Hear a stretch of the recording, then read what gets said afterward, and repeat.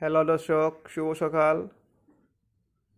চম্পা হাঁসের খামারের পক্ষ থেকে আপনাদেরকে স্বাগতম জানাই। আজকে সকাল সকাল আমি হাঁস ছেড়ে দিছি, খাবার দিলাম, লেয়ার লেয়ার ফিড। আমাদের এখানে কদিন ধরে প্রচুর বৃষ্টির কারণে হাঁস রাখার জায়গাটা সেট হয়ে গেছে। বিশেষ করে যারা হাঁস পালন করেন এই বর্ষা মৌসুমে, ডিমের হাঁসগুলা বেশি বৃষ্টি হলে খুব সমস্যা হয়, ঠিকমতো ডিম দিয়ে না। কারণ তারা ময়লা পানি এবং সেটা ভিজা থাকলে আপনার খাদ্য কম খায়। কারণ আপনার বিভিন্ন ময়লা খায় হাঁসে, এই জন্য খাদ্য কম খায়, যার কারণে ডিম একটু কমে যায়। তাই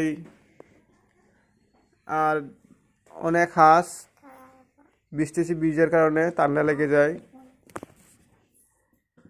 এই বৃষ্টির সময় আপনার ডিমের হাঁসগুলো রাখা অনেক সমস্যা হয়।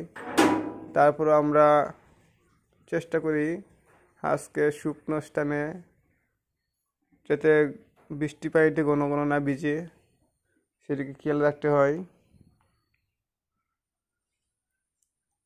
বিশেষ করে কম পানিতে আপনি যে বৃষ্টির পানি যে জমে থাকে, এগুলা খেলে হাঁসের পেটের সমস্যা হতে পারে, যার কারণে খাদ্য কম খায় এবং এই জন্য ডিম দেয় কম। আমার জায়গাটা অনেক ময়লা হয়ে গেছে।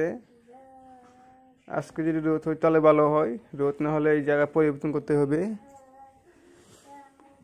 আমাদের এখানে প্রচুর বৃষ্টির কারণে মাঠে বন্যা হয়ে গেছে, মাঠে পানি বেশি।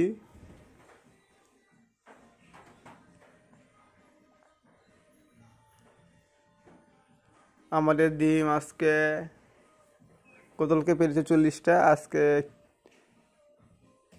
2টা কম পেরেছে। কারণ হলো বৃষ্টির কারণে খাবার অনিয়মিত হয়ে গেছে। আপনার তারা খাবার ঠিক মতন খাচ্ছে না, ময়লা আবর্জনা খাওয়ার কারণে ডিম কম দিচ্ছে। আশা করি বৃষ্টি আর হবে না। এই বর্ষাকাল গেলেই আপনার হাঁস দ্রুত আর ডিম পারবে।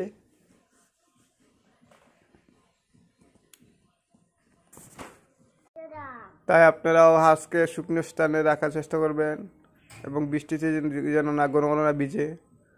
আশা করি সবাই হাঁস পালনে লাভ করতে পারবেন। সবাইকে ধন্যবাদ। হ্যালো দর্শক, শুভ সকাল। চম্পা হাঁসের খামারের পক্ষ থেকে আপনাদেরকে স্বাগতম জানাই। আজকে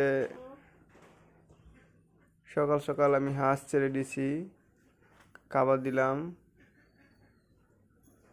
লেয়ার লেয়ার ফিড। আমাদের এখানে কদিন ধরে